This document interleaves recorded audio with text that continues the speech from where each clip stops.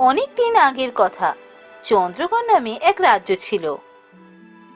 সেই রাজ্যের রাজা ছিলেন মহারাজ চন্দ্রপ্রতাপ। তিনি ছিলেন একজন খুবই দয়ালু রাজা। তার রাজত্বে তার রাজ্যের সমস্ত রাজ্যবাসী খুব সুখে শান্তিতে দিন কাটাতো। তার ছিল এক রানী। রানীর নাম প্রভাবতী। মহারাজের রাজত্বে রাজ্যবাসী সুখে শান্তিতে দিন কাটালেও মহারাজের মনে শান্তি ছিল না, কারণ তিনি ছিলেন নিঃসন্তান। আর মহারাজকে দুঃখী দেখে রাজ্যবাসীও মহারাজের সাথে দুঃখী হতো। জানিস রমা, কালকে মহারাজ রথে করে যাচ্ছিলেন, মহারাজকে দেখলাম। হ্যাঁ হ্যাঁ, কাল বিকালবেলা মহারাজ ঘুরতে বেরিয়েছিলেন তো, আমিও দেখেছি। মহারাজের মুখটা কেমন শুকনো মতো, তাই না? মহারাজের মুখে যেন হাসি নেই।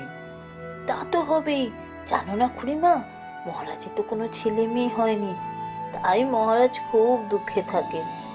তা বটে, সত্যি আমাদের মহারাজ এত ভালো মানুষ, তাও যে ভগবান কিসের শাস্তি ওনাকে দিচ্ছেন জানি না। মহারানী প্রভাবতী ছিলেন মহারাজের মতোই খুবই দয়ালু মনের মানুষ, কিন্তু সন্তান না থাকায় তার মনেও দুঃখ কিছু কম ছিল না। কি ব্যাপার মহারাজ, আজ আপনাকে খুব চিন্তিত লাগছে? হ্যাঁ রানী, আমি ভাবছি ভগবান আমাদের কোন পাপে শাস্তি দিচ্ছেন। আমাদের কোনো সন্তান হলো না, ভবিষ্যতে এ রাজ্যের রাজা কে হবে, এ রাজ্যের দায়িত্ব কাকে দিয়ে যাব। ঠিকই বলেছেন মহারাজ, আমিও খুবই চিন্তায় থাকি। কি জানি ভগবান যে আমাদের কিসের শাস্তি দিচ্ছেন।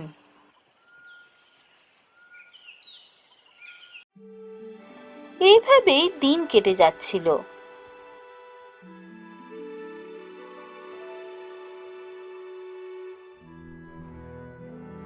একদিন হঠাৎ মহারাজের দরবারে এসে হাজির হলেন এক সাধু বাবা।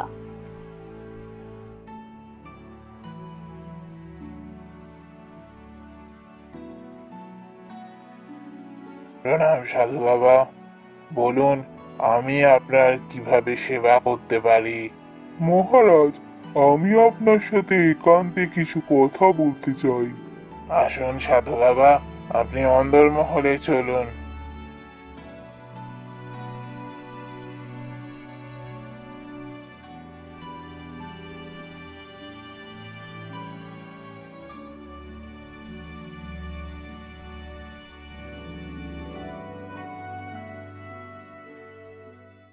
আসন গ্রহণ করুন বাবা। বলুন সাধু বাবা, আপনি কি কথা বলতে চান? মহারাজ, আপনি খুবই দয়ালু একজন রাজা, অথচ আপনার কোনো সন্তান না হওয়াতে আপনি খুবই দুঃখী, তা আমি জানি। আপনার দুঃখে দিন শেষ করতেই আমি এখানে এসেছি। আমার দুঃখের দিন শেষ হবে তা কি করে বাবা? এই নিন মহারাজ, আমি এই ফলটা আপনাকে দিয়ে গেলাম। এই ফলটা মহারানীকে খেতে বলবেন। এই ফল খেলেই আপনার সন্তান হবে। তবে একটা কথা মনে রাখবেন, এই ফল ভোরবেলা সূর্য ওঠার আগে খেতে হবে। সাধু বাবা, আপনি সর্বজ্ঞ, আপনার সমস্ত কথা আমি মনে রাখবো।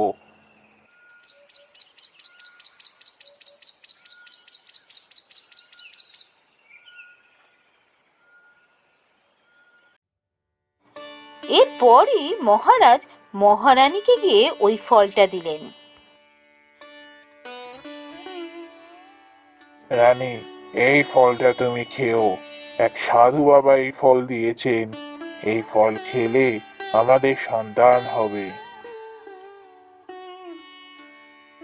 কিন্তু মহারাজ মহারানীকে এ কথা বলতে ভুলেই গেলেন যে ফলটা সূর্যোদয়ের আগে খেতে হবে।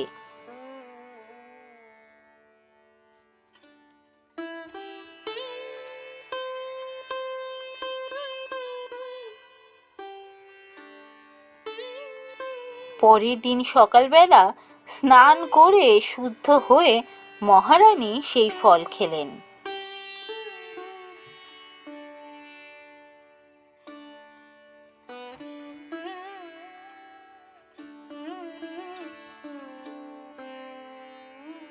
কিছুদিনের মধ্যেই মহারানীর এক কন্যা সন্তান হলো, কিন্তু তাকে দেখতে হলো বড়ই কুৎসিত।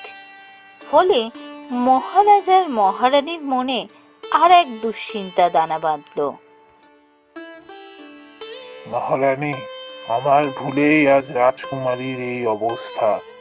আমি তোমায় বলতে ভুলে গিয়েছিলাম যে ফলটা সূর্যোদয়ের আগে খেতে হতো। সেজন্যই বোধহয় রাজকুমারী এমন কুৎসিত রূপ হয়েছে। মহারাজ, আপনি এ নিয়ে দুঃখ করবেন না। মানুষের রূপ আসল নয়, মানুষের মনটাই আসল। দেখবেন, রাজকুমারীকে দেখতে খারাপ হলে কি হবে, রাজকুমারী খুব ভালো মনের মানুষ হবে। তা তো বুঝলাম রানী, কিন্তু ভবিষ্যতে কোনো রাজকুমার কি পাবো যে রাজকুমারীকে বিয়ে করবে? জানি না কি হবে।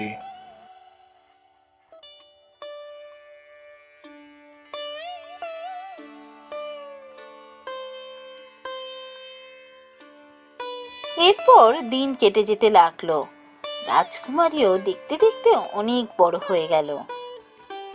মহারাজার মহারানীর মতো সেও খুব দয়ালু মনের মানুষ। গরিব মানুষের কষ্ট সে একেবারে দেখতে পারে না। তবে কুৎসিত হওয়ার কারণে সে রাজমহলের বাইরে খুব বেশি যেত না। মাঝে মধ্যে নদীর পাড়ে ঘুরতে যেত। কিরে কমলা, আজকে তো রাস্তায় এত দেরি হলো কেন? আমায় ক্ষমা করবেন রাজকুমারী, আসলে আজকে... তুই আবার আমাকে আপনি করে বলছিস আর রাজকুমারী বলছিস? তোকে কতবার না বলেছি তুই আমায় দিদি বলবি। ছোট্টবেলা থেকে তোর সাথেই তো খেলা করে বড় হলাম। তুই আমার সব থেকে প্রিয় বন্ধু, আমার কাছের মানুষ।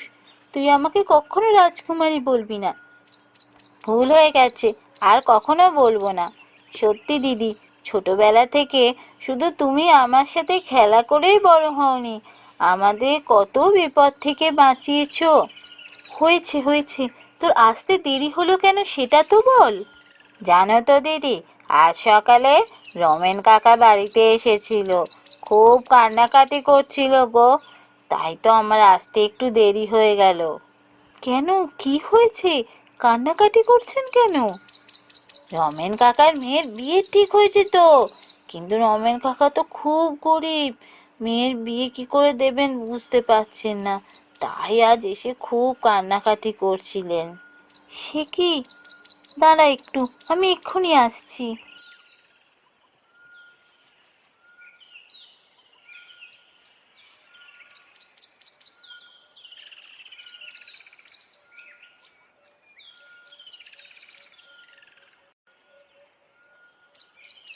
এই নে, এইটা নিয়ে যা। এটা নিয়ে গিয়ে রমেন কাকাকে দিয়ে দিস। বলবি না যেন আমি দিয়েছি, বলবি মহারাজ সাহায্য পাঠিয়েছেন। শোন, কাল যেন আর এত দেরি করিস না। কাল একটু তাড়াতাড়ি আসিস কেমন? কালকে ভাবছি নদীর পাড়ে একটু ঘুরতে যাব। অনেক দিন হলো ঘুরতে যাইনি।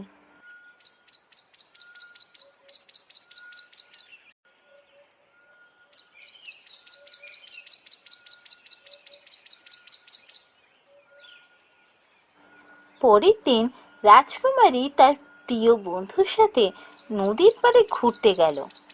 এমন সময়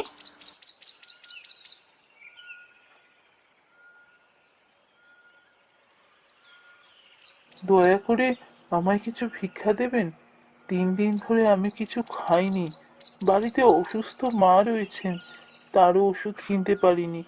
আমায় দয়া করে কিছু ভিক্ষা দিন। আমার কাছে তো এখন সেরম কিছুই নেই।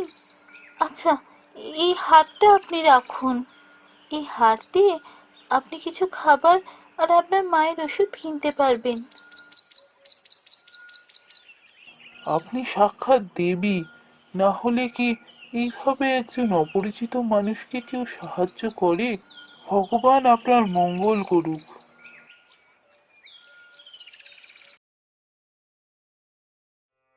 এর কিছুদিন পর রাজকুমারী যখন বাগানে ঘুরছেন, হঠাৎ আমাকে কেউ বাঁচাও, আমি এখানে আটকে গেছি, আমায় সাহায্য করো, আমায় বাঁচাও। কি কথা বললো মনে হলো? রাজবাড়িতে এভাবে সাহায্য চাইছে কে? কই কোথাও দেখতে পাচ্ছি না তো কাউকে। এই তো, আমি এখানে মাকড়সার জালে আটকে গেছি। আরে, এই তো একটা পিঁপড়ে মাকড়সার জালে আটকে গেছে।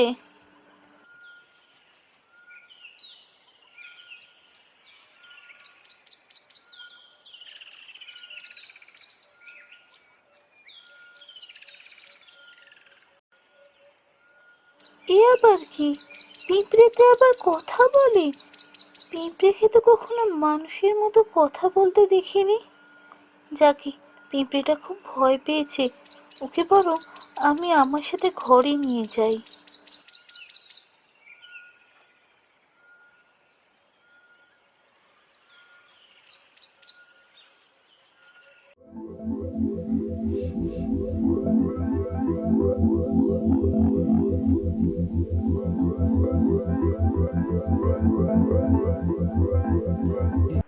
এ কি?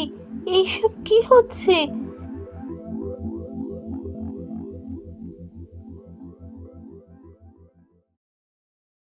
আমি পুরী রাজ্যের রাজকুমারী, বিভিন্ন রূপ ধরে মানুষের রাজ্যে এসে ঘুরে বেড়াই।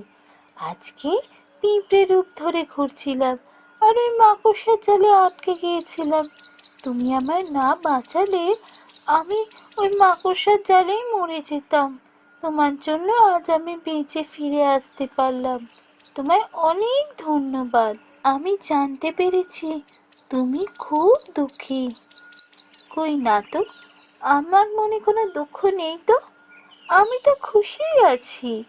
আমার কাছে লুকিয়ে কোনো লাভ নেই। আমি কোনো মানুষকে স্পর্শ করলে তার মনও বুঝতে পারি, আর মনের কথাও বুঝতে পারি। আমি এটা বুঝেছি তুমি খুব ভালো মনের মানুষ, কিন্তু তোমায় দেখতে খারাপ বলে তোমার মনে খুব দুঃখ আছে। তা অবশ্য ঠিক, কিন্তু কি করব বলো? এটা মেনে নেওয়া ছাড়া আর কি কোনো উপায় আছে? ভগবান আমায় এইভাবেই সৃষ্টি করেছেন। জানো বন্ধু, পরিরাজ্যের পরীদের অনেক জাদু ক্ষমতা থাকে। তুমি আজ আমার প্রাণ বাঁচিয়েছো, আমি তোমায় একটা উপহার দিয়ে যেতে চাই।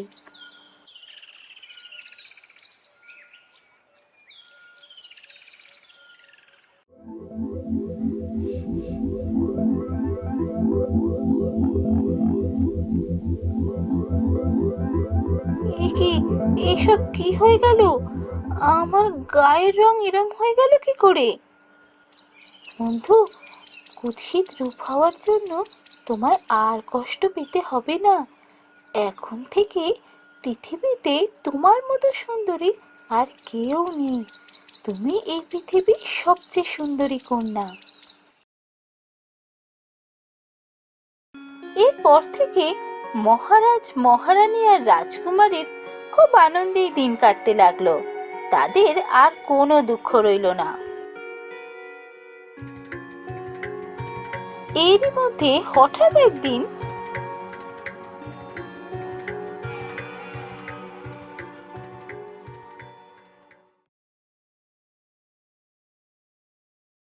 কে আপনি? এখানে কি জন্য এসেছেন? মহারাজ, আমি মদ্রদেশের রাজকুমার। আমি আপনার কন্যাকে বিবাহ করতে চাই। আপনি কি রাজকুমারীকে দেখেছেন কখনো? আপনি রাজকুমারীকে চেনেন? হ্যাঁ মহারাজ, আমি রাজকুমারীকে চিনি। আমি জানি উনি কুৎসিত দেখতে হলেও ওনার মন খুবই সরল এবং খুবই দয়ালু মনের মানুষ। তাই আমি ওনাকে বিবাহ করতে চাই।